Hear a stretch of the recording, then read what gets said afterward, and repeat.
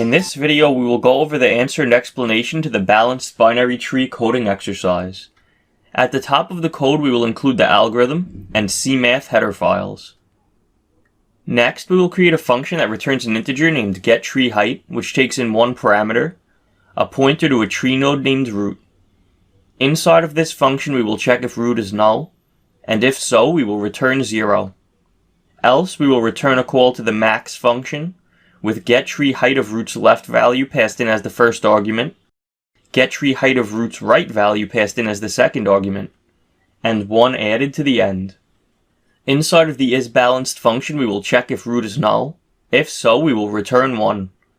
Underneath this if statement, we will return a call to the absolute value function, and pass in getTreeHeight of root's left value minus getTreeHeight of root's right value is less than or equal to 1, and a recursive call to isBalanced, with root's left value passed in, and another recursive call to isBalanced, with root's right value passed in.